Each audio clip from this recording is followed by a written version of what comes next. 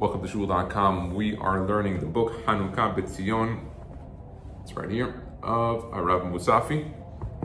It was discussed at Hanukkah and later on Asarat B'Tevet. And we are on Darush Aleph Zechor Yemot Olam Malchut Yavan Vegezeroteha Umedet HaChashmonaim. What was the Greeks' gezerot? What were their decrees? And what was the rebellion from the Chashmonaim? Let's take a look. Ne'emar b'Torah devarim lev dash zayin zechor yemot olam binu shenot dor vador she'al avicha ve'egenecha zekenecha v'yomru lach. Wow, it's interesting that we're going from the previous learning to this one. He says, remember the days of old, from generation to generation. Ask your father and he will tell you, your elders, and they will explain to you what was there.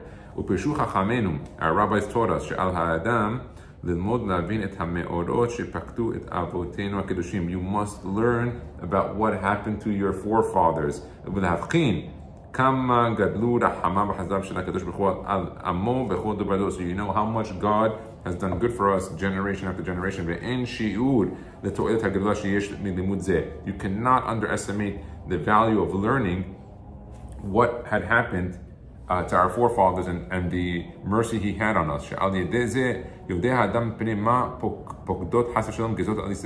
And you'll also know why certain things happen to Klal Yisrael when you learn history.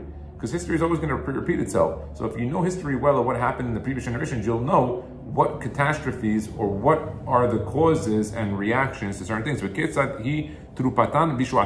And how, what is the medicine and what is the solution to the problem. That the moment that Israel does repentance and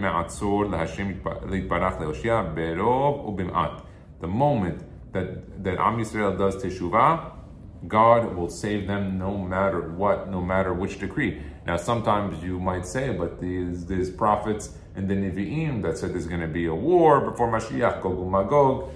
There's one thing about Nevi'im, Harambam talks about it, that when it comes to a good prophecy, it must happen.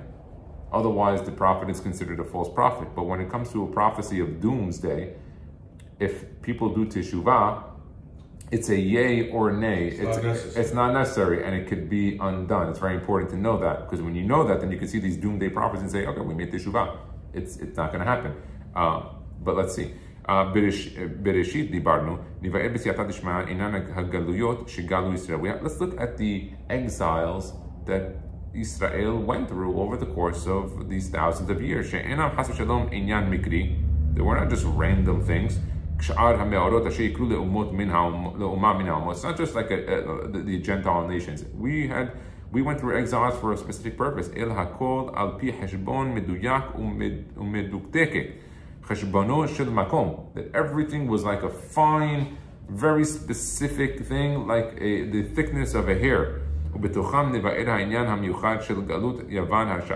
at the wicked Greek Yevanim, what they did. השתלשלות מלכות יוון על ישראל והגזרות הקשות שגזרו על עם קודש וכיצד חילו בעוונותינו הרבים את ירושלים עיר הקודש ובית המקדש. Let's see what they did to Jerusalem and to the בית המקדש. ובתוך הדברים נבעט חלקם המר של אחדים מבני ישראל שהלכו גם הם בדרכי היוונים. And we're going to also look at how many people followed the Greeks and seemingly became Hellenists. If it was a majority. Ain't any different today. It was a majority. They're like Hellenists, these people. Yeah, it happens. Listen, before we blame anyone for that, we have to understand that history repeats itself. So why did the majority become Hellenists to begin with? So let's take a look what he says. אחר הדברים האלה, לבאר בסייעתא דשמיא את התגברותם של הכהנים הקדושים הטהורים בני חשמונאי. Let's take a look at the כהנים, the חשמונאים, וכיצד קמו ברוב מסירות נפשם לעמוד לישועת עם קודש. How did they have the courage to get up and do this? Remember, these are rabbis. These were not fighters of any kind. להילחם לנצח אל מלכות יוון השאר להפיל את גזרותיהם הקשות מעל ישראל. And they were able to go against the Greek government.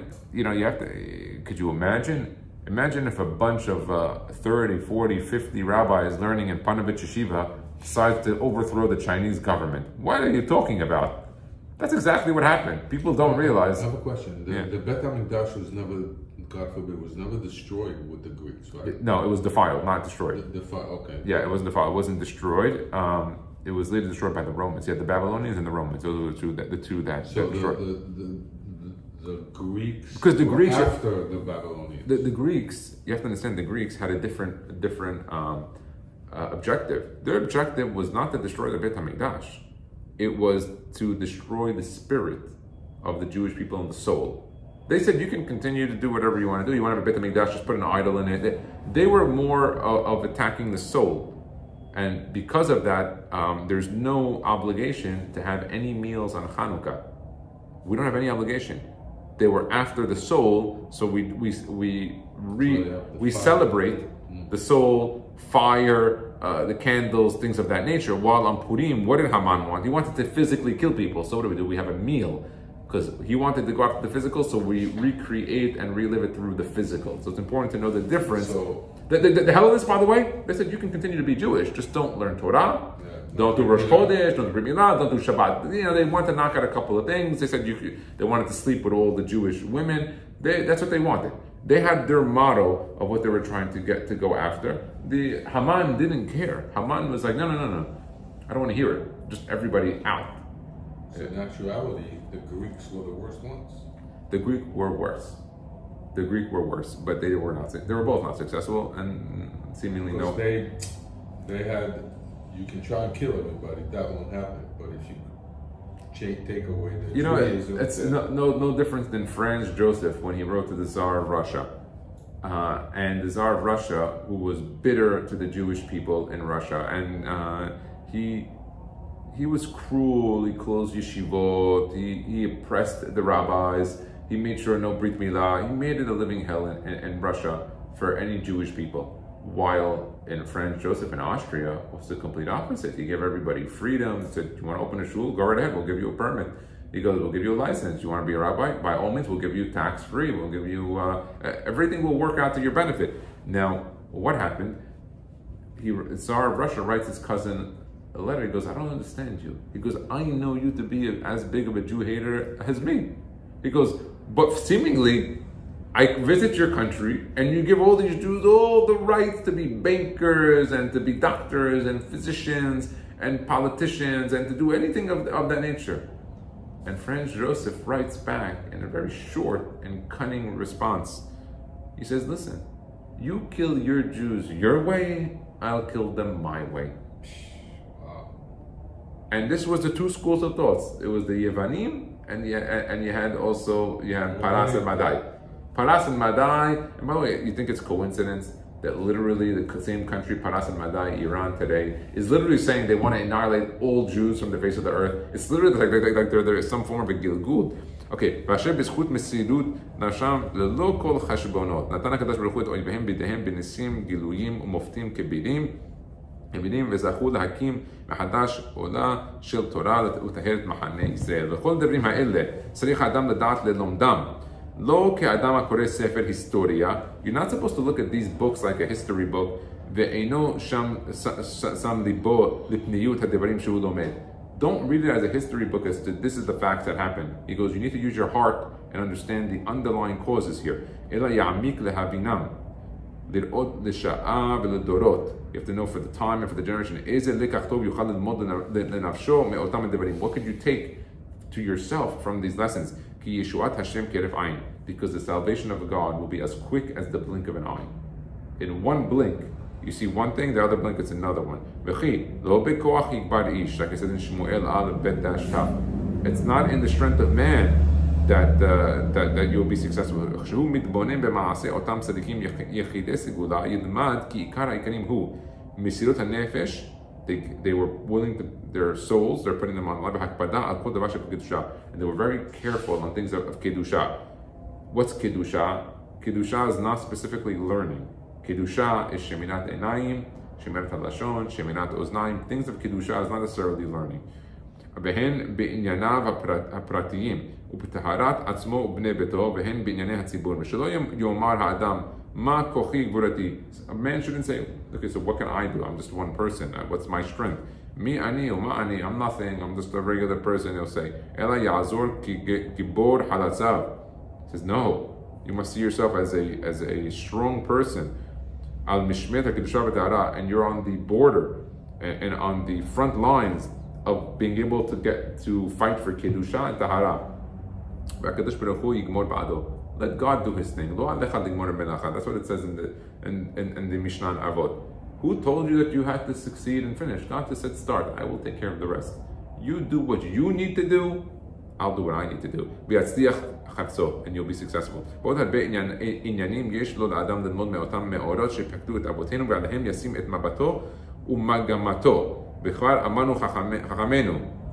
In Avot Aleph Tashud Zayin, Lo Midash Ikar Ela Maaseh. It's not the learning that is the Ikar, but rather the Maaseh. And that's why here in the Surfside Kolel Boker, we focus a lot on Halacha. Besides that, we do Gemara, we do other topics of Inyanei Diyoma. Our focus is on Halacha, Hilchot Shabbat, Hilchot Yom Tov, Hilchot Inyanei Diyoma. Because it says, En HaShekhinah Shora Ela Bedal Amot Shel Halacha, that the presence of God, of the Lord coming down, is that spirit of whatever you want to call it, the Shekhinah, that comes through learning the 4 amot of halacha. When you learn the 4 amot of halacha, that is when everything sets forth. Why? Because then you end up doing things, you improve.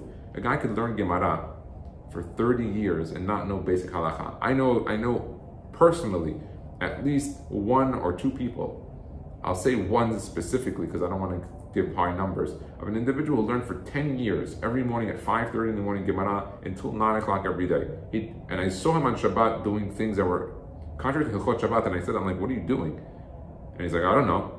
I'm like, dude, you're here every morning for like 3 or 4 hours learning. Take an hour and learn halacha, and then review the halacha and learn it over and over. I'm like, if you're learning Gemara for 10 years here, you're wearing a white shirt, black pants, you kind of like blended yourself into the whole entire crowd. Learn the halacha. That's much more important than learning the Gemara. First, know all the halachot, and then go to the Gemara. The guy knows about. He knows if a camel or an ox, gores his neighbor. He knew what the response was. Great, he'll get sachar for learning. But after 10 years, I was like in his 40s. I was like, when are you going to sit and learn some basic halachot? Whatever. That was just my opinion. He ended up taking the advice, but whatever. It wasn't such an easy conversation. His response was like, you're not the rabbi, what are you telling me what to do? I'm like, you don't have to be a rabbi. And by the way, leave aside that, okay, big deal. I took the smicha test and I got it. Okay, and what? And so what, my opinion changed? My opinion didn't change. What changed? Nothing changed. It was the same exact thing I told you before. You gotta learn halacha. That's the basics. You gotta know what to do first before you sit and learn pilpul on which ox or camel or horse or whatever. Okay, Perek Aleph.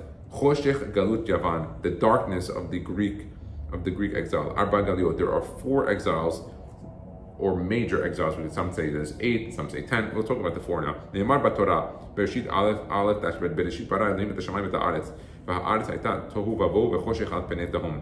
Dashu rabotenu Bereshit Rabbah bet dash ta'ala sheyesh b'pasuk ze arba'at teorim lehi'ader hatova. Heder hatova. Tohu vohu choshech tehom. That's 4. Those 4 words. Those are the 4 exiles. Galut Bavel is the first one for Tohu. Galut Madai for Bohu. Choshech was Galut Yavan and Galut Yavan, and Tehom was Galut Edom. Why Tehom Edom? Because Tehom was the deepest and the longest, which is the current exile that we are in. Edom is Rome. Yeah, Edom is Rome, the Roman government. Let me ask you something. Is being taken out of Gan Eden type of galut?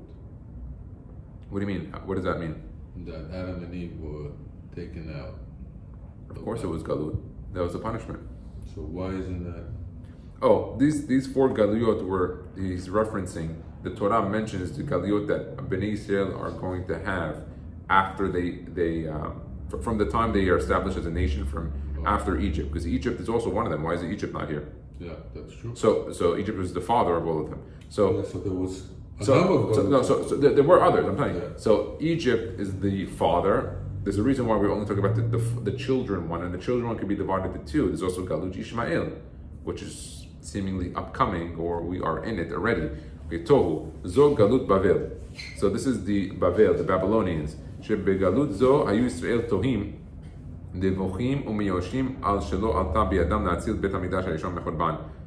He says they were very sad that they were not able to save the Beit HaMikdash that Shlomo HaMelech built.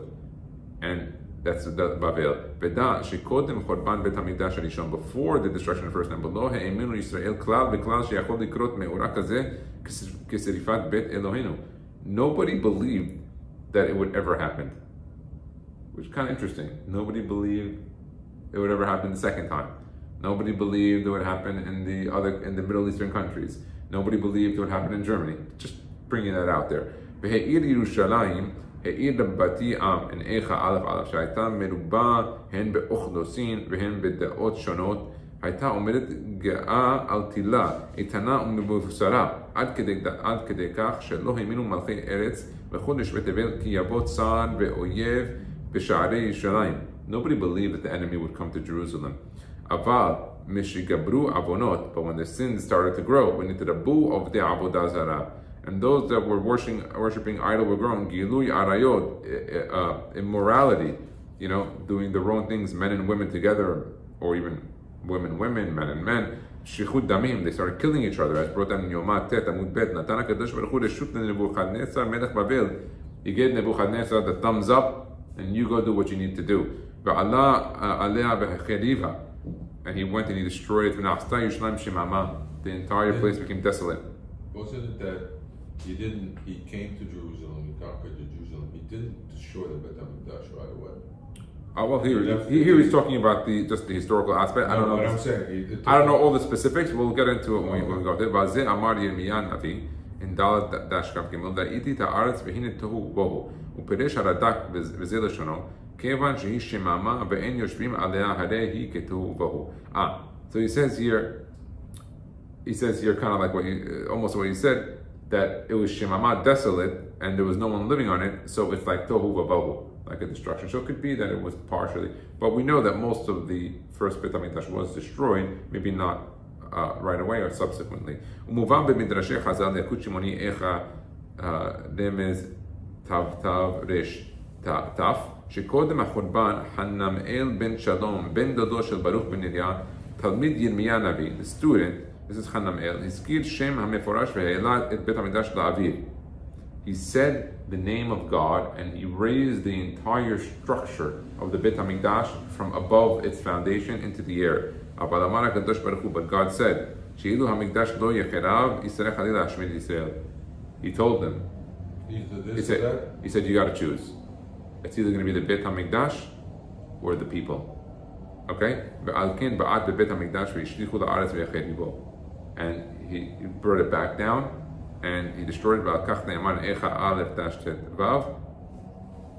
Gat derech Hashem lebtulat bat Yehuda ve'od ne'emar sham bet tash'af ve'lo zachar hadom ragla be'yom apo u'bechadei shelo yit'ashu Yisrael min ha'gola ve'geula, so that Israel will not give up hope on the salvation.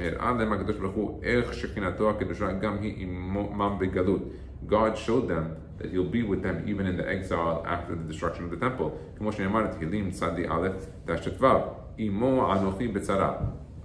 He will be with them during their times of trouble. נבואתו של יחזקאל נביא א' שגלה עם החרש והמסגר לפני שגלו כל ישראל. נגלה עליו הקדוש ברוך הוא בבבל על נהר כבר, להורות שרצון הקדוש ברוך הוא להתגלות לישראל דווקא בתוך גלותם, ובזה הורה להם שלא יתייאשו אף בחושך הגלות הנוראה לאחר החורבן לפי שהוא עמם בצרתם. So what did he do? He sent first the rabbis and the Nevi'im, and he gave them prophecy in Bavel, which usually was not a common thing. And the reason for this was to tell them that don't worry, even when you're going to be in your exile, I'm still with you until I return you back to the land, which is your land of Israel. So don't worry. Ubohu, zo galut madai. That is madai, media. It said madai uparas, okay? שלא הספיקו ישראל לנוח בגלותם בבבל, עד שקפץ עליהם רגזו של המן הרשע שביקש להשמיד להרוג ולאבד כל עדים ביום אחד. It wasn't enough what happened in Bavel, but subsequently, afterwards, you had Madai. Now, when were these people? So you had the Babylonians. They came, destroyed the first temple. During the 70 plus years, a new superpower came along, Paras and Madai, and they destroyed the Babylonians, or at least humbled them. So now came the new exile of Paras and Madai, and these guys were even worse because Bavel, of course he destroyed the Jewish people and millions of them in Israel. He didn't annihilate them. Comes this new superpower, Paras and Madai, and they have a different objective. The objective is leave no Jew behind. The final solution. אלא שצחו ישראל שבאותו הדור שעמדו להם צדיקים ומנהיגים רבים שהיו עמהם בגלותם כמרדכי יהודי ואסתר המלכה ויהושע הכהן הגדול. So you had a few people come around. Mordechai was a prophet, Petahia, you have Esther, Amalka, Yoshua, Kohen Gadol, Hananiah, Mishael, Azariah. You had the three of them. Daniel. Daniel, right here. Oh. Daniel, also Daniel. Daniel. That was his name, Hananiah or something? Or yeah, Hananiah, Mishael, Azariah were the other three. Now, Daniel, there were also others. Now, it's important to note that there's 48 prophets that are listed that gave prophecies for the future generations. Daniel is not one of them. That's why Daniel, his book is in the Ketubim. And in the Ketubim, that's things that are written Beruach HaKodesh. It's very difficult to read Daniel. It's written in Aramaic. Most of it is Aramaic. Why? That's the language they spoke. Yeah, but if you translate it, whatever, it's like it's a lot of secrets in it. They even said that the final date of when the Mashiach will arrive is hidden in Daniel. That's what I heard once from a teacher in New York.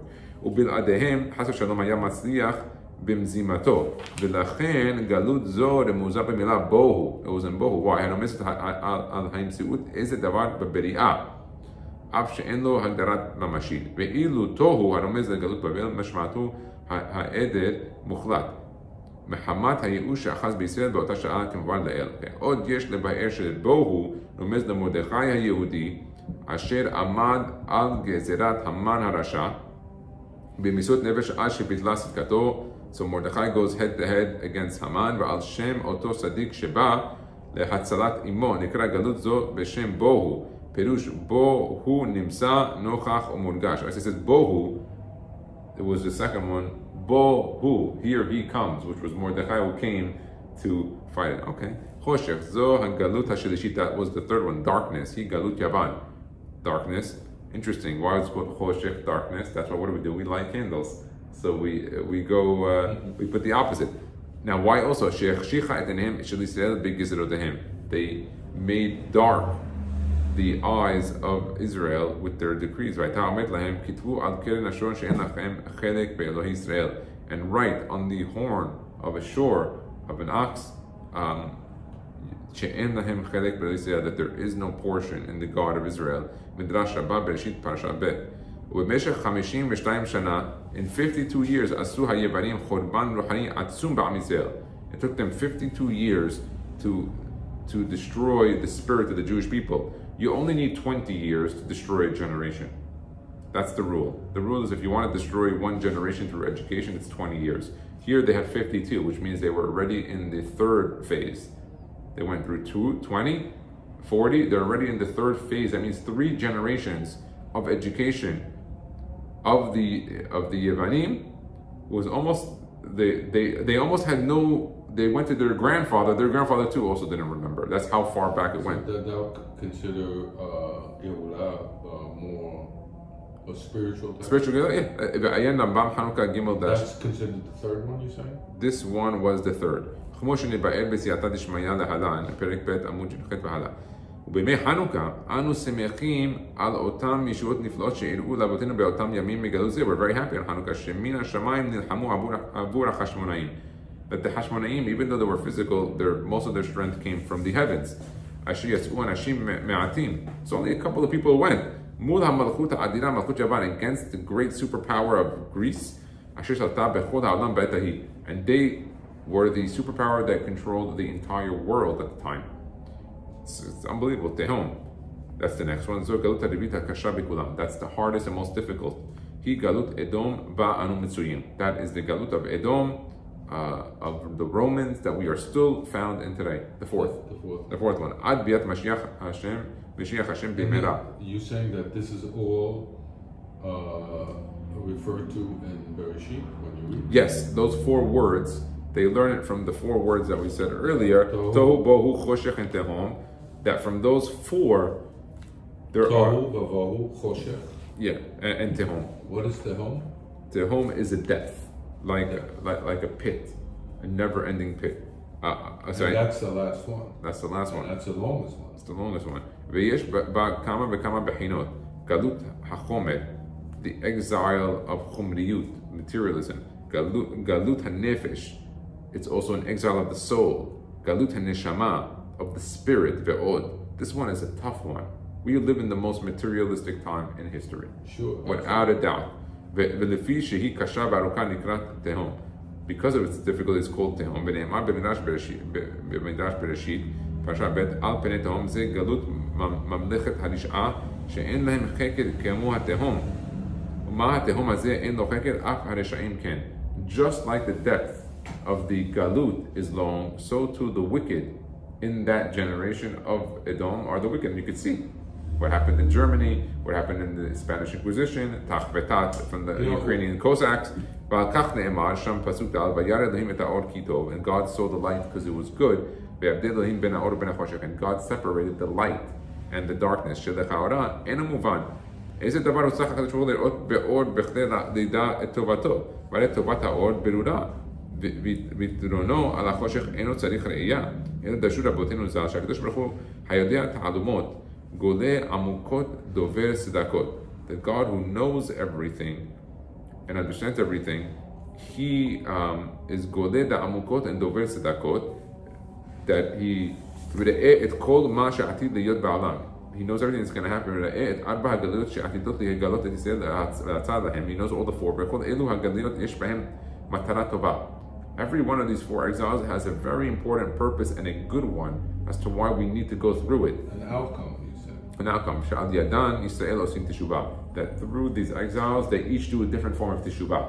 When it came to the one of Paras, of Bohu, what was it? That they didn't fully accept Torah shebe'al peh from the rabbis, and when they realized annihilation was coming, they took upon themselves to do it. And they end up fixing their ways. After